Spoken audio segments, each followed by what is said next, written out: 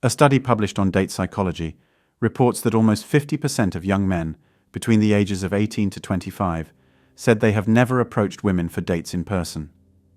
In the entire dataset, 29% of men said they never approached a woman in person before. 27% said it had been more than 1 year.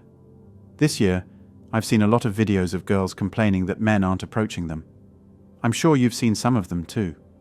I've also seen a lot of posts on Reddit and Quora asking why men don't approach them anymore. The real question should be, why won't men that we are attracted to walk up to us and ask us out? You women complain about wanting to be equal, so if you want to be equal, then you have to do equal shit. Maybe you women should start approaching men more often, instead of always expecting them to do it. Don't be scared. It's way too big of a risk to approach a woman these days. The fact that a woman can get a man jailed for decades on her mere word, and with absolutely no evidence, is absolutely not lost on men at all. Look around on Quora, YouTube, TikTok, and Twitter long enough, and you'll see many answers from men, many of them teachers, who will not see their own students without the door being open, and at least one witness to see that the door is open and everything is fine. Look online, and you'll see stories of men who save children from drowning, only to be accused of pedophilia by the child's irate mother. And the only reason they aren't immediately arrested is because the multiple witnesses to the act were able to step in and save them. There are news stories about men refusing to help women and children or work with them. That touch a girl without her permission. This is what I'm gonna do to you. Don't you ever do that shit again, you hear me? You hear me? No, don't touch her again. Don't touch her again.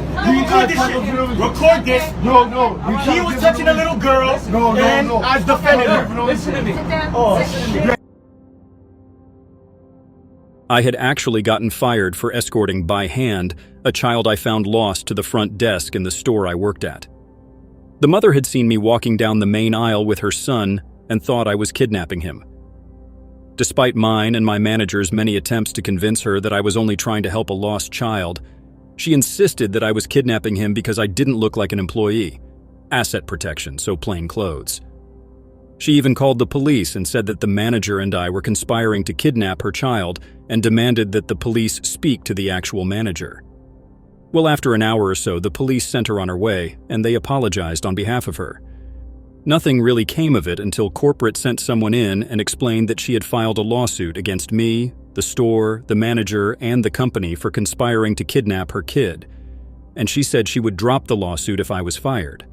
The reason they sent someone from corporate to fire me was because they had to explain to me exactly what I did wrong in the situation, how I broke company policy, and how because of that she actually had a case that stood a chance at getting a settlement at the very least, which they deemed I was not worth. So they used me breaking policy, which was reporting the lost child to a member of management, even though technically in my position I didn't have to, since it's kind of my job to protect the assets of the store, as their reason to fire me. What did I learn from this experience? People are crazy, and the cost of doing the right thing is high. Lost my job, which resulted in missing payments on my car, which led to defaulting on the loan, which tanked my credit, which made getting the loan for the house I was planning to buy impossible. All for trying to help someone. If you ask me, helping someone else isn't worth the risk of ruining the last 6 years of my life and incredibly hindering the next 7 until that default disappears. I'll leave it up to them to take care of their own lives. Heartless? Yeah, but that's how the world works nowadays, apparently. I'm a woman, and I actually don't blame men for being hesitant to work with women. I know sexual harassment does happen, but I don't think it's nearly as much as women claim. I've seen firsthand women flirt with men, then claim harassment when those same men flirt back. Men can't even look at a woman anymore without fearing she'll claim he harassed her with his eyes. There should be security cameras in every office and every common area in every business now. That way, every claim of sexual harassment can be either proved or disproved in most cases. Mike Pence has the right idea. No business lunches or time alone with people of the opposite sex, unless it's in a group. Women who have always cried about not having the same opportunities as men are now making themselves less welcome in the corporate world than they were before. Men are terrified of being labeled a certain way for telling a woman she looks nice, or not looking away when she walks in the door wearing a low-cut blouse or short skirt. How dare he? Women know what they're doing when they dress a certain way. Even if they act innocent, they know. And of course, I know sexual harassment does happen and is a serious problem. But calling everything harassment when it's not meant to be only blurs the lines and makes it harder to differentiate between real sexual harassment and someone's oversensitivity to imagined offenses that are taken the wrong way. Women need to lighten up and quit taking everything so personal, and men that really do harass women should be dealt with harshly. But if everything is harassment, then nothing is. It's like the boy who cried wolf. If you scream too loud about every perceived or imagined offense, no one will listen, if and when the real thing occurs. Hell, at this point, I'm pretty much convinced that even speaking to a woman can get me thrown in jail, which creates a culture where men don't speak unless spoken to, ironically. And as for the women who know that they're decent people, who wouldn't lie about men, wouldn't accuse them of harassment simply for speaking to them, wouldn't cheat on them, are now finding themselves up the creek without a paddle, because no matter how good they may be, many men still will not take that risk, because at the end of the day, anyone can say that they're not like those other crazy girls, but it's kind of hard to prove your sanity, loyalty, and decency in the few minutes that your first encounter will realistically allow. There is simply too much risk for her to lie to me. Lie to me about her real name, her relationship status, her age, her appearance, her personality, and her financial situation. Too much risk of lies and no rewards to outweigh the risks. Even if we were to get enough of a good relationship going that marriage was on the table, the absolute best outcome I could hope for would be living with a woman who can leave me at any time she chooses, take the kids and the house, but hoping she doesn't, because hope is all I have. The hope that she's not cheating on me and being forced to trust her at her word.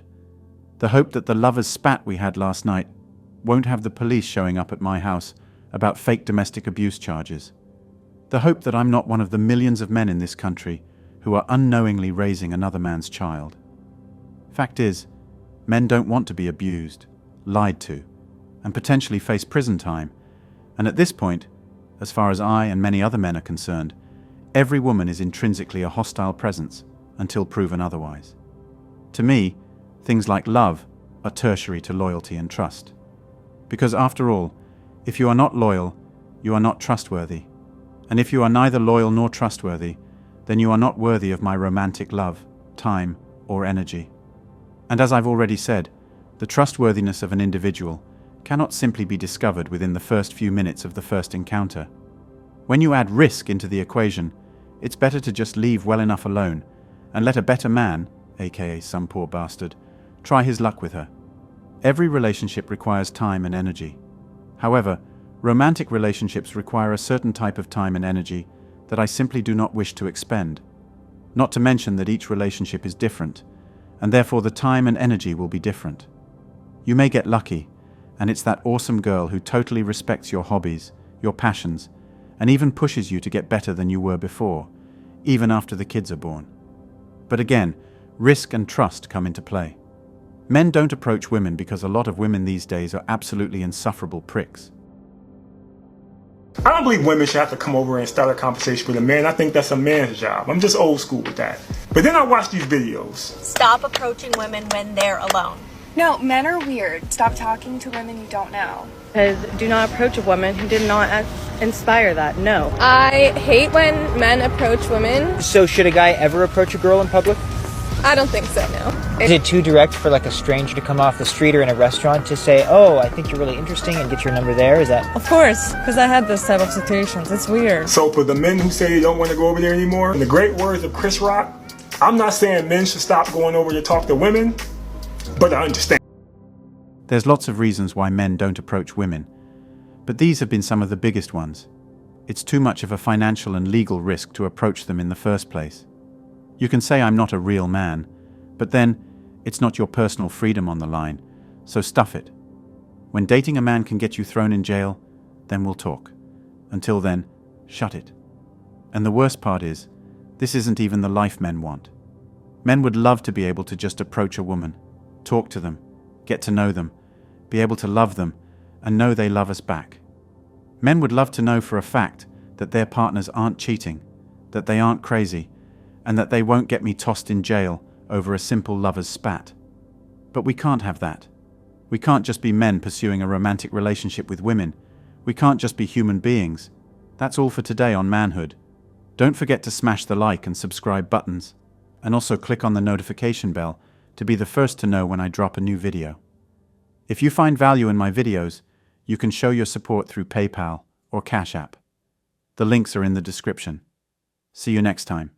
Cheers.